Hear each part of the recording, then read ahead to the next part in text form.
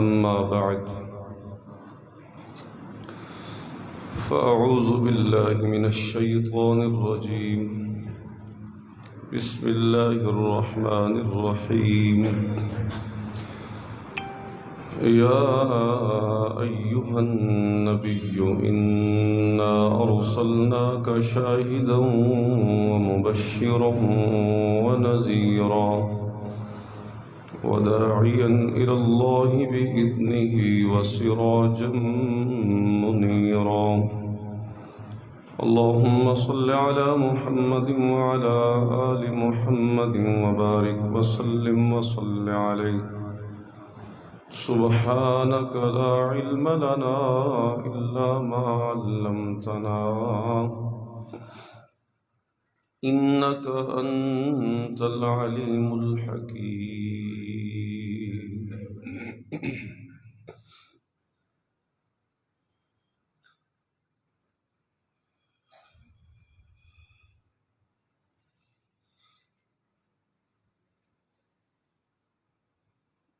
قرآن کریم کی ایک آیت کے ایک حصے کے متعلق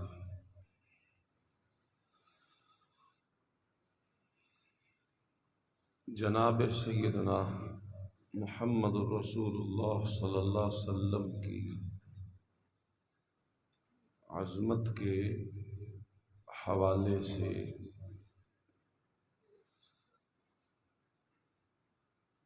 گزشتہ جمعے جو گفتگو ہوئی اسی آیت کے تحت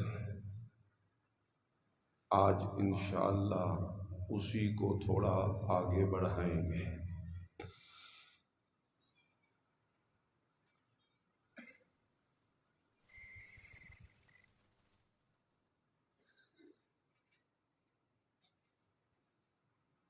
وہ دو لفظ تھے، ایک سراج اور دوسرا منیر۔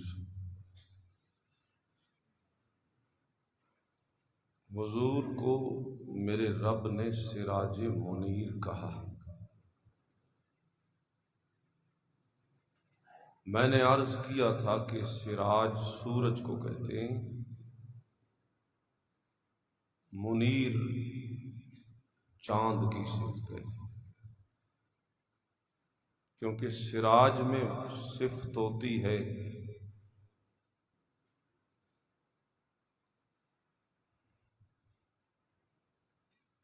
نور مع الحرارت، بٹ ٹھیک ہے آ جاؤ۔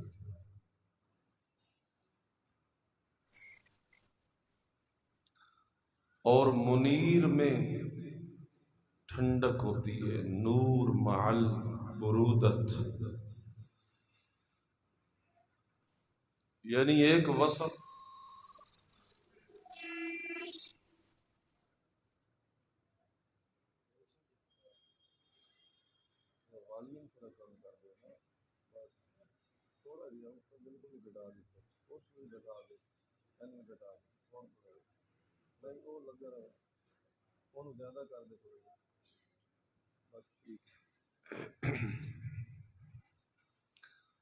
ایک صفت اللہ نے سورج کی لی، ایک چاند کی لی، اسے ملایا اور میرے نبی کا وصف بنا دیا۔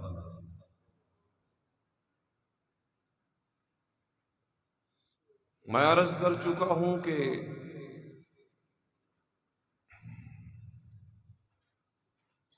سورج کے نور سے لوگوں کو دھوکا لگا، سورج کو پوجنے لگے۔ اسی طرح نور محمدی بھی جب چمکا، آپ کے اوصاف و کمالات دنیا نے دیکھے، تو یہاں بھی لوگوں کو دھوکا لگا اور حضور کو اللہ کے کمالات میں شریک ٹھہرا دیا۔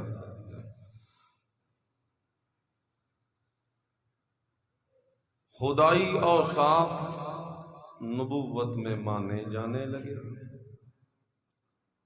پھر جس طرح اللہ نے سورج کی بے چارگی کا اعلان قرآن میں کر دیا کہ وہ تو خود مجھے سجدہ کرتا ہے، تمہارا معبود کیسے ہو سکتا ہے، اسی طرح اللہ نے آفتاب نبوت کی حقیقت کا بھی دنیا کے سامنے اعلان کروایا۔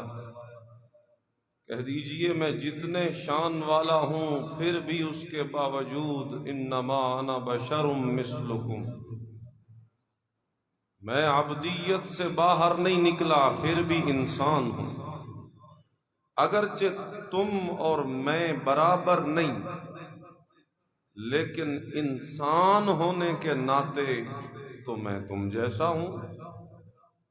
مرتبے اور مقام میں تو کوئی مجھے پہنچ نہیں سکتا۔ پھر یہ اعلان بھی کروایا گیا، قل، آپ اپنی زبان سے کہہ دیجئے، لا املک لنفسی نفعا ولا ضرا، میں تو اپنی جان کے نفع نقصان کا بھی مالک نہیں، تو جہان کے نفع نقصان کا مالک میں کیسے ہو سکتا ہوں؟ ولا اعلم الغیب، اور کہہ دیجئے کہ میں غیب بھی نہیں جانتا۔ ایسے پن کر دو، چلتا کوئی نہیں پیا نا، چل رہے آواز ہے اس کو چھوڑ دے، پھر والیوم کم کر دے، والیوم کم کر دے تھوڑا سا،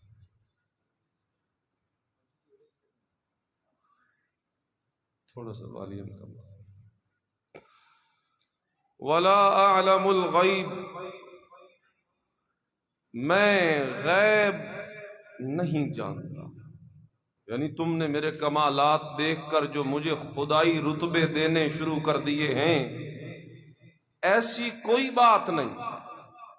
میرے شان سے دھوکہ کھا کے مجھے خدا کے ساتھ مت ملاؤ۔ لا اقول لکم عندی خزائن اللہ، میں نے کب کہا ہے کہ میرے پاس اللہ کے خزانے ہیں؟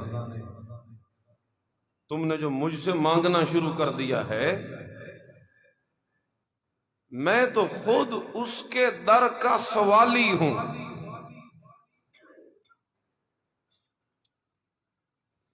تو میں عرض کر رہا تھا کہ جس طرح اس کے نور سے دھوکہ لگا، یہاں بھی لوگوں کو دھوکہ لگا۔ پھر جیسے اس کی حقیقت اللہ نے بیان کی، اسی طرح آفتاب نبوت کی حقیقت بھی اللہ نے بیان کر دی۔ آپ اندازہ لگائیں، سب سے اونچا مقام حضور کو اس وقت ملا جب آپ معراج پہ گئے۔ ساری کائنات حضور کے قدموں کے نیچے تھی،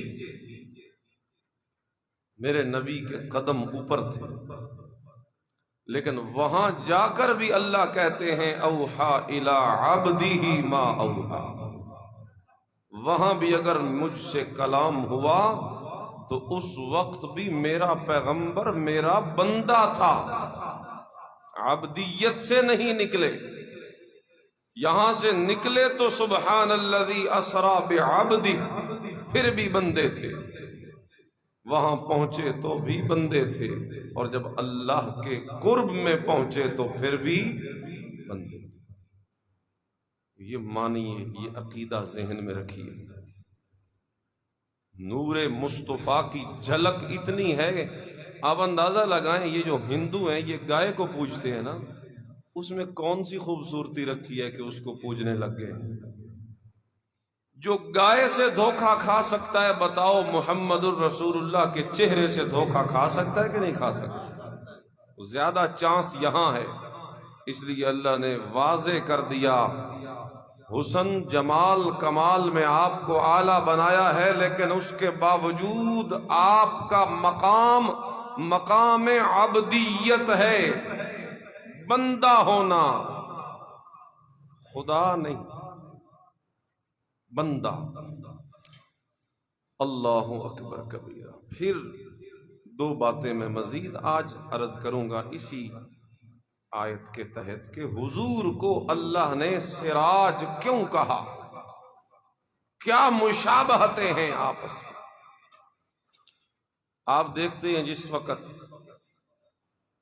رات ہوتی ہے تو جب رات شروع ہوتی ہے تو اندھیرا کتنا چھا جاتا ہے کہ ہمارے کام کاج بھی معطل ہو کے رہ جاتے ہیں۔ اندھیرا، تاریکی پھیل جاتی ہے پوری دنیا میں۔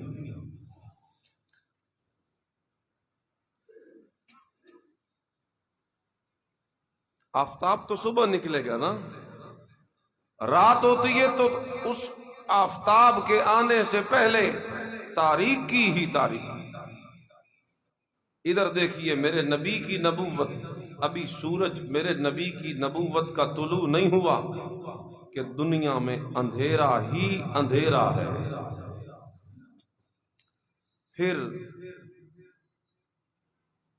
اللہ کی رحمت متوجہ ہوتی ہے، اس تاریکی میں ستارے نکلنے لگتے ہیں، ایک نکلا پھر دوسرا پھر تیسرا پھر چوتھا، دیکھتے ہی دیکھتے آسمان جگمگا اٹھتا ہے، آسمان ستاروں سے جگمگا اٹھتا ہے۔ یہاں بھی ویسے جب دنیا میں اندھیرا تھا اور انسانیت تاریکی میں ڈوب چکی تھی، اللہ نے ان کی تاریکی کو ختم کرنے کے لیے ایک ستارہ نکالا، حضرت آدم ان کی نبوت کا، حضرت نوح پھر ان کی نبوت، پھر حضرت ابراہیم ان کی نبوت، پھر حضرت موسیٰ و عیسیٰ، یعنی انبیاء سارے اس آفتاب کے سامنے تارے ہیں، تارے۔ آفتاب ہے تو محمد الرسول اللہ۔ جس طرح سورج کے نکلنے سے پہلے تارے ہوتے ہیں تاریکی کو ختم کرنے کے لیے، تو یہاں بھی ستارے چمکے تمام انبیاء، لیکن تاریکی اتنی زیادہ ہوتی ہے رات کی کہ سارے تارے مل کر بھی اس کی تاریکی کو ختم، رات تو پھر بھی رہتی ہے تاروں سے، اگرچہ جگمگا اٹھے آسمان، لیکن رات کا اندھیرا پھر بھی رہتا ہے کہ نہیں رہتا؟ سب انبیاء دنیا میں آئے، اپنی اپنی نبوت کا سورج اپنی اپنی نبوت کے ستارے بن کے چمکنے لگے، لیکن دنیا کی ظلمت کو ختم نہ کر سکے، نہ کر سکے۔ اللہ اکبر کبیرہ۔ پھر جس وقت وہ ظلمت ختم نہیں ہوتی نا اور رات کا آخری پہر آتا ہے تو اس کی تاریکی میں مزید اضافہ ہو جاتا، آخر پہر میں آ گئے تو انبیاء کے ستارے جب سب اپنے اپنے دور میں چمک اٹھے، اور چمکنے کے بعد جب آخری دور آیا اور درمیان میں وقفہ آیا نبوت کا 600 سال، تاریکی بڑھ گئی۔ پھر جس وقت تاریکی بڑھتی ہے وہی ہوتا ہے آخری پیر، ڈاکو نکلتے ہیں ڈاکہ مارنے کے لیے، مجرم نکلتے ہیں جرم کرنے کے لیے، کہ اس زمانے میں یہاں بھی تاریکی تھی، یہاں بھی جرم اپنے عروج پہ تھے، شرک اپنے عروج پہ تھا، ظلمت اپنے عروج پر تھی۔ اللہ کہ پھر اس وہ ظلمت خود بھی بزبان حال اللہ سے شکوہ کرتی ہے کہ کوئی ایسا آفتاب بھیج جو میری اس ظلمت کا استیصال کرے، اسے ختم کرے۔ تو یہاں بھی ساری انسانیت تاریکی میں ڈوبی ہوئی ہے اور اللہ سے بزبان حال التجا کرتی ہے، الہی کوئی ایسا بھیج جو ہماری ظلمتوں کو نور میں بدل دے۔ یہاں بھی وہی حالت، وہاں بھی تاریکی اور یہاں بھی تاریکی۔ پھر اچانک اللہ کی رحمت کو ترس آتا ہے، رات کی اس تاریکی کو ختم کرنے کے لیے اللہ رب العزت سب سے پہلے آفتاب کو بھیجنے سے پہلے صبح صادق کی پو پھوٹتی ہے، ہلکی سی روشنی کی کرن نکلتی ہے جو دراصل یہ نوید سناتی ہے کہ آج ظلمت کے مارو تیار ہو جاؤ، آفتاب آنے لگا ہے، سورج چڑھنے لگا ہے۔ صبح صادق کے طلوع کی جو پہلی پو پھوٹتی ہے تو وہ دراصل نوید لے کے آتی ہے کہ آفتاب کا زمانہ قریب ہے۔ وہ آسمان دنیا ہے اور وہاں صبح صادق کی پو پھوٹتی ہے، اور یہ آسمان نبوت ہے۔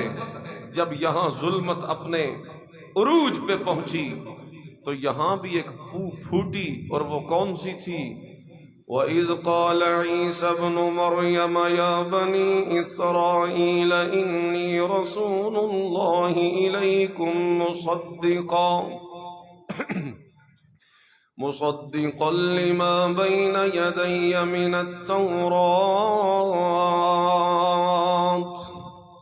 وَمُبَشِّرًا برسول یأتی من بعد اسمہ احمد۔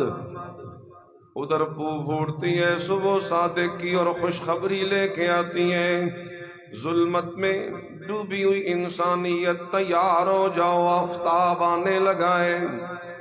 یہاں بھی جس وقت ظلمت اپنی انتہا کو پہنچی ہے، صبح صادق کی نوید لے کے جناب عیسیٰ آئے اور خوشخبری سنا دی دنیا والوں کو، اور فرمایا یا بنی اسرائیل،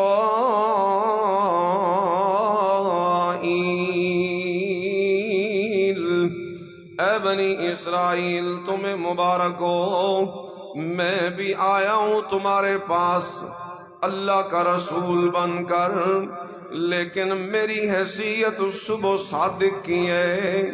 صبح صادق آتی ہے تو در حقیقت اصل میں تو صبح کی خوشخبری لے کے آتی ہے۔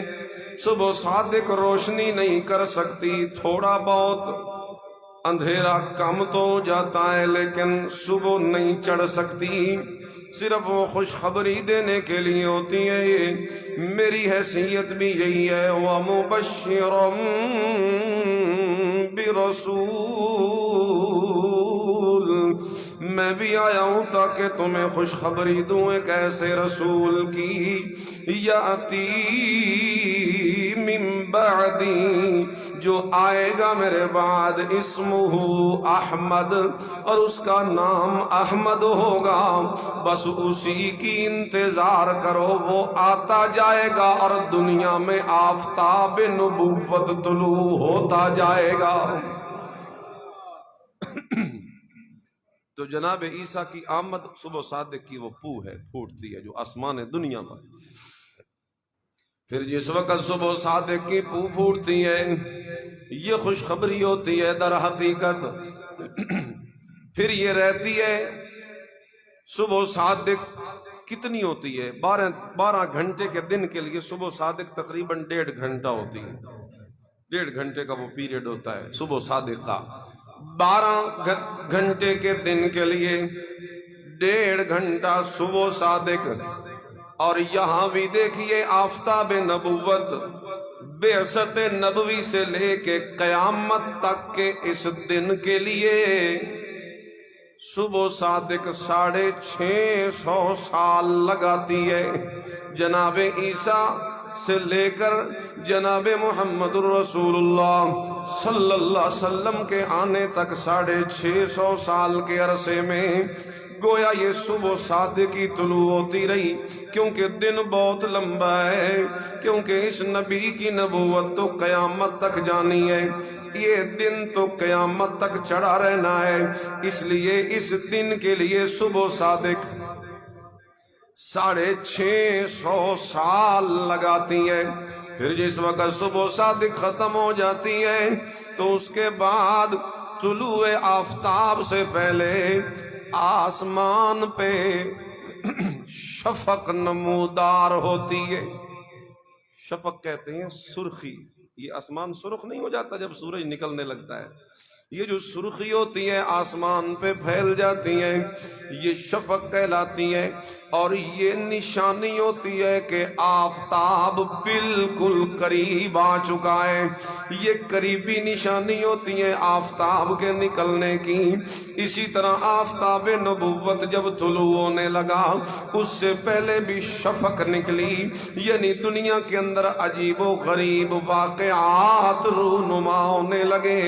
آتش کدہ ایران جو 1000 سال سے جل رہا تھا اچانک بجھ گیا. 1000 سال میں نہیں بجھنے دیا ان لوگوں نے اس کو، مجوسیوں نے، لیکن میرے نبی کی آمد سے پہلے بجھ گیا. اسی طرح دنیا میں اور بھی بڑے بڑے محیر العقول واقعات رونما ہوئے. وہ واقعات ان کی حیثیت در حقیقت شفق کی ہے. یہ قریبی نشانی ہے کہ اب آنے والا ہے آفتاب نبوت. پھر جس وقت وہ شفق بھی ختم ہو جاتی ہے تو پھر آفتاب طلوع ہونے لگتا ہے. جس وقت یہاں بھی وہ نشانیاں پوری ہو گئیں تو میرے نبی کی نبوت کا سورج طلوع ہونے لگا.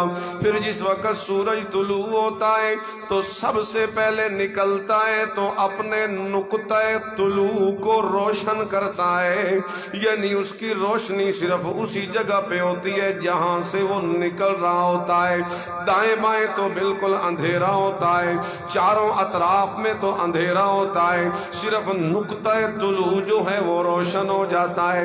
اسی طرح جس وقت میرے نبی کی نبوت کا آفتاب نکلا ابھی ساری دنیا تو اندھیرے میں ہے، لیکن نقطہ طلوع جہاں سے نکلا ہے وہ گھرانہ منور ہو گیا. وَأَنذِرْ عَشِيرَتَكَ الْأَقْرَبِينَ.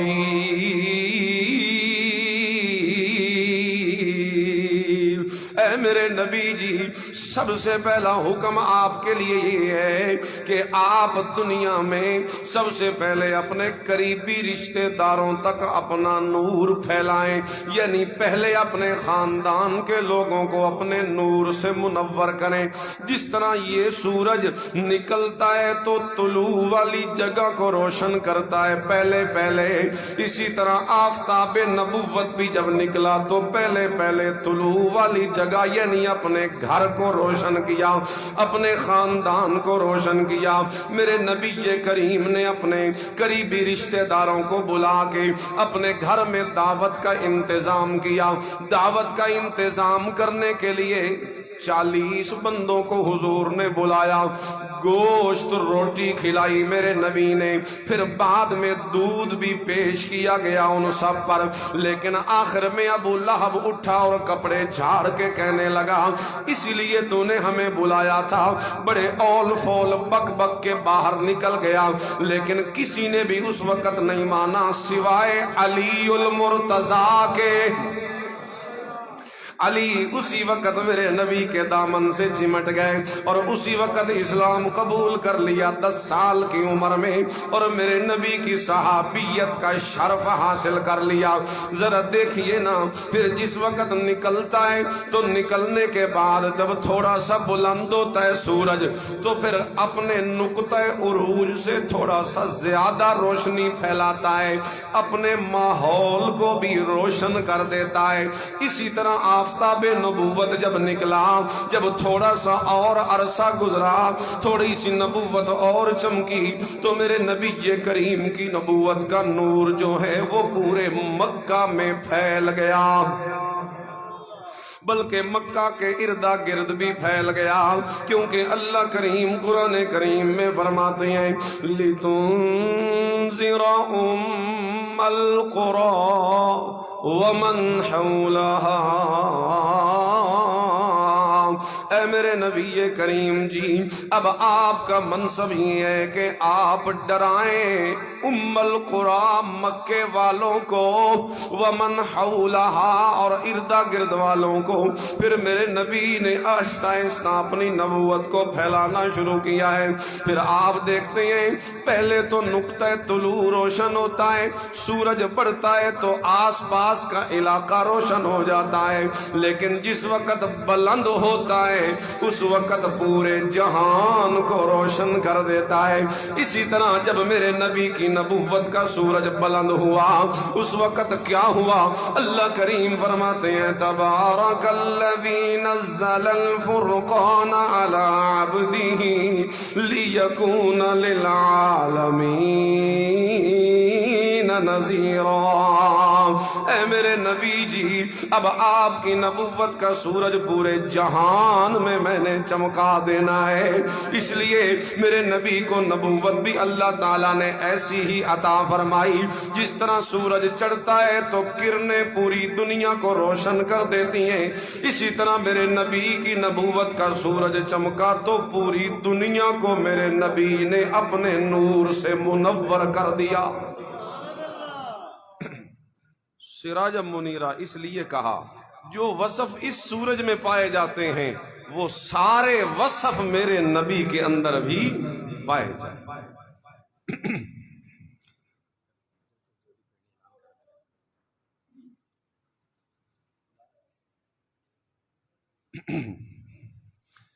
یہ ساتھی اٹھے ہیں، پچھلی دفعہ بھی آپ کو کہا تھا یہ کانفرنس کا کچھ خرچہ پورا نہیں ہو رہا، سارے ساتھی دل کھول کے اس جھولی میں اپنا حصہ ڈالیں، سارے ساتھی، کوئی بھی خالی نہ رہے، ہر بندہ اپنی گنجائش کے مطابق ضرور اس جھولی میں حصہ ڈالے۔ توجہ میری طرف کریں، جیب میں ایک دفعہ سارے ہاتھ ڈال کے نکال کے بیٹھیں تاکہ میری بات بھی ضائع نہ ہو، وہ بھی سنتے رہیں اور جب آپ کے قریب سے گزریں تو آپ ڈال دیں۔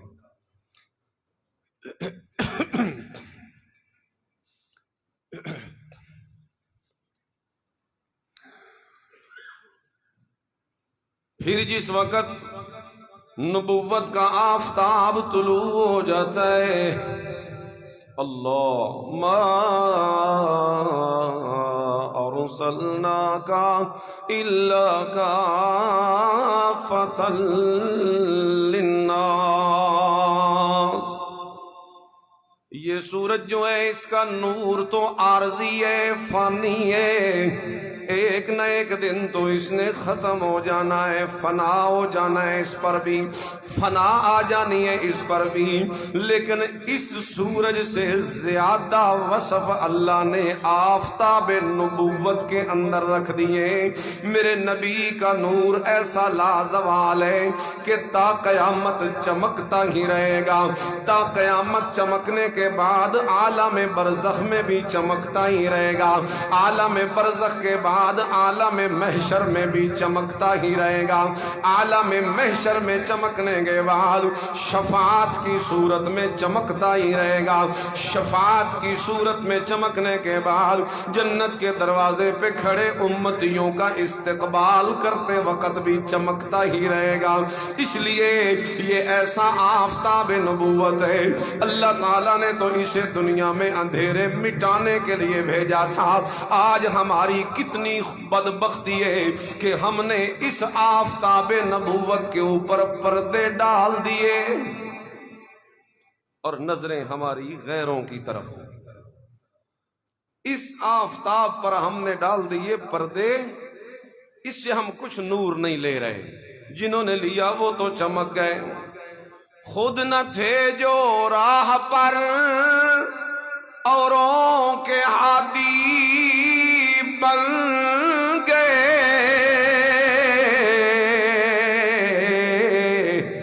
وہ کیا کیا نظر تھی جس نے مردوں کو مسیحا کر دیا. میرے نبی کی نبوت کے نور سے جو بھی فیض لینے کے لیے میرے نبی کے قریب آیا چمک اٹھا.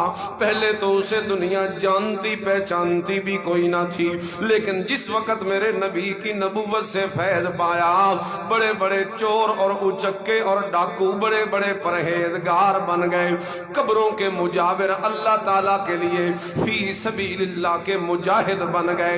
اس لیے میرے نبی کی نبوت کے نور کو حاصل کرنا ہے آپ اور میں نے. یہ نبی آیا ہی اسی لیے. اب مثال کے طور پہ دیکھیے جناب موسیٰ کو اللہ حکم دیتے ہیں وَلَقَدْ أَرْسَلْنَا مُوسَىٰ بِآيَاتِنَا أَنْ أَخْرِجْ قَوْمَكَ مِنَ الظُّلُمَاتِ إِلَى النُّورِ. اور میرے موسیٰ پیغمبر چلیے اور اپنی قوم کو نکالیے اندھیروں سے روشنی کی طرف. لیکن جس وقت میرے نبی کا نمبر آتا ہے اللہ فرماتے ہیں اے میرے پیغمبر ہم نے آپ کو اس لیے بھیجا ہے کتاب انزلناہ الیک لتخرج الناس من الظلمات الی النور. اے میرے نبی ہم نے آپ کو یہ قرآن اس لیے دیا ہے تاکہ آپ ساری انسانیت کو اندھیروں سے نکال دیں. انہیں کہا جناب موسیٰ کو ان اخرج قومک، نکالیے اپنی قوم کو من الظلمات الی النور، اندھیروں سے روشنی کی طرف. اور میرے نبی کو کہا لتخرج الناس، آپ کے ذمے ایک آدھ قوم یا علاقہ نہیں، آپ کے ذمے تو پوری انسانیت کا بوجھ ہم نے آپ کے کندھوں پہ ڈالا. تو اس لیے زیادہ رولا اور شور ڈالنے کی بجائے ربیع الاول جا رہا ہے، اخیر تاریخیں ہیں.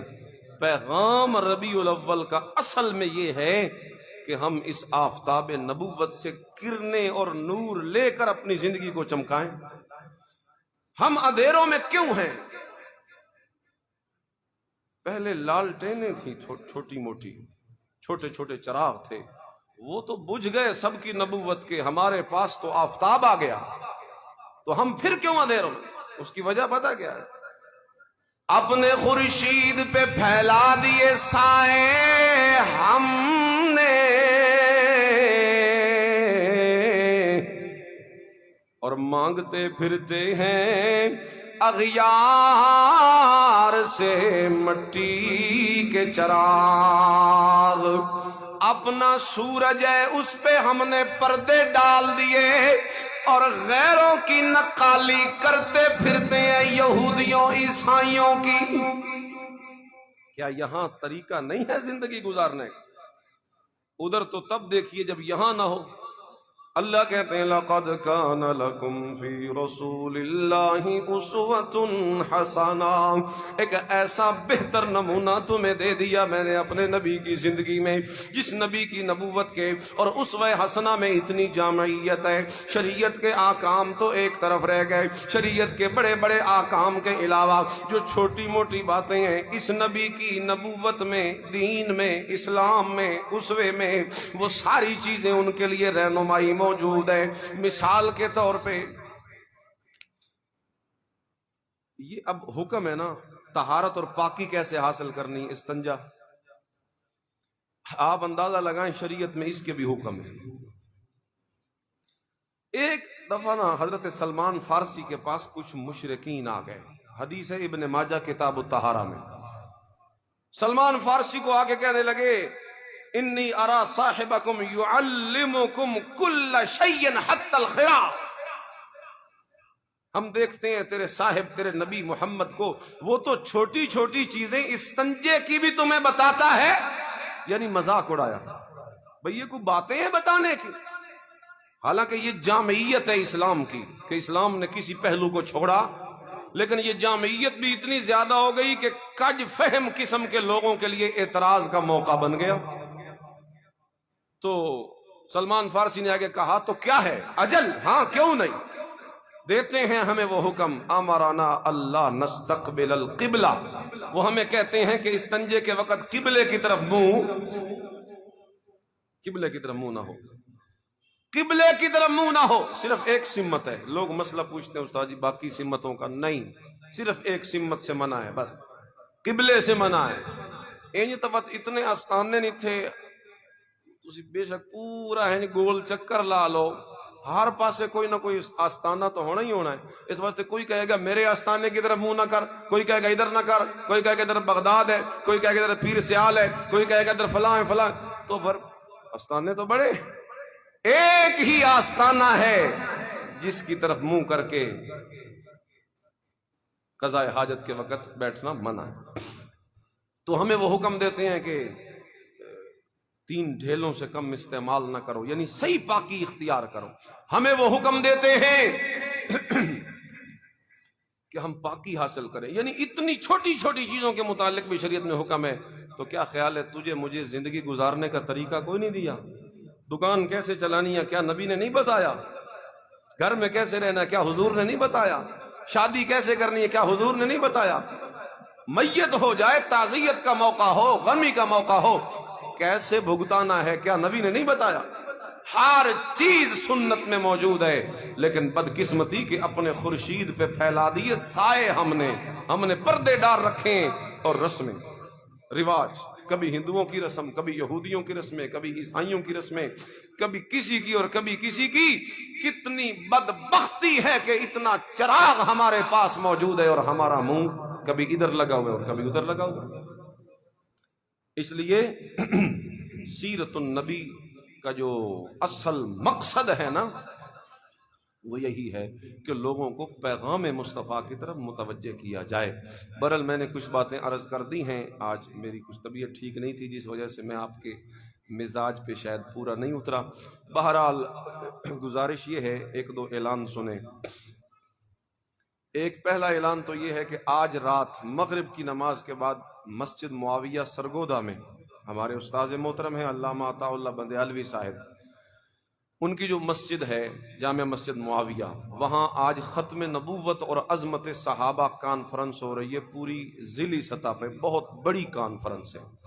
سن تو آپ فیس بک پہ بھی لیں گے، لائیو چلا ہوتا ہے، لیکن نہیں، وہاں جائیں گے تو جو روحانیت، جو نورانیت آپ کو محسوس ہوگی، اور ایک طرح کے مطلب دلی سکون اور کیفیت جو ہوتی ہے بندے پہ وہ طاری ہوتی ہے، اور علماء کے پر نور چہروں کی زیارت ہوتی ہے، تو ایک یوں سمجھیں کہ اپنی توحیدیوں کی طاقت کا مظاہرہ بھی ہوتا ہے، تو ساری اس میں چیزیں ہوتی ہیں۔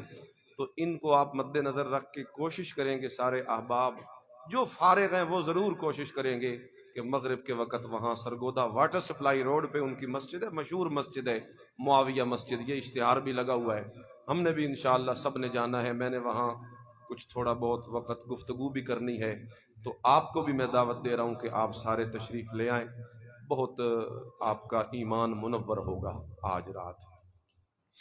اور دوسرا اعلان یہ ہے کہ اتوار والے دن ہماری اپنی کانفرنس ہے اس مسجد میں، سیرت النبی صلی اللہ علیہ وسلم کانفرنس، تو اس کے لیے آپ سے 1-2 دفعہ ہم نے چندہ بھی کر لیا، تو اصل مقصد تو یہ تھا کہ ایک سیرت کا ماحول سجے، بیانات سیرت النبی کے عنوان پہ ہوں، ایک بڑا مجمع جو ہے وہ اسے سنیں، لوگوں کی زندگیاں بدلیں، سنت کا نور پھیلے، بدعت کا رد ہو، شرک کا رد ہو، پورے علاقے کو دعوت ہو، لوگ آئیں ہر پنڈ سے، ہر علاقے سے۔ انشاءاللہ ہم پوری محنت کر چکے ہیں، ابھی بھی محنت ہماری جاری ہے، پوری تحصیل کا کوئی علاقہ ہم نے نہیں چھوڑا جہاں ہم نے اپنا پیغام نہ پہنچایا ہو۔ تو اب آپ سے دعاؤں کی بھی درخواست ہے، اور یہ بھی درخواست ہے کہ آپ جو مقامی حضرات ہیں نا شاہپور کے، تو آپ بر وقت تشریف لائیں۔ 7:15 بجے جماعت ہے عشاء کی، لیکن ہم نے اسے مغرب کے فوری بعد شروع کر دینا ہے، مغرب کے فوری بعد شروع ہوگی کانفرنس، کچھ مقامی علماء کے چھوٹے موٹے بیانات پہلے ہوں گے، عشاء کی نماز پورے ٹائم پہ ہوگی، 7:15 بجے جماعت ہوگی، اور جماعت کے فوری بعد جو ہمارے مین مہمان ہیں، 5 مہمان ہیں ہمارے، تو انشاءاللہ سب تشریف لائیں گے۔ آپ کو یہ دعوت ہے کہ آپ بر وقت تشریف رکھیں تاکہ ایک ماحول اور مجمع بنے، تاکہ لوگ زیادہ سے زیادہ اس میں شریک ہوں اور جلد از جلد یہ کانفرنس ختم ہو، لمبی نہ ہو، تاکہ آپ نے صبح اپنے کام کاج پہ بھی جانا ہے۔ کوشش کریں گے انشاءاللہ 12 ساڑھے 12 تک اسے ہم ختم کرنے کی پوری کوشش کریں گے۔ اللہ ہم سب کو عمل کی توفیق نصیب۔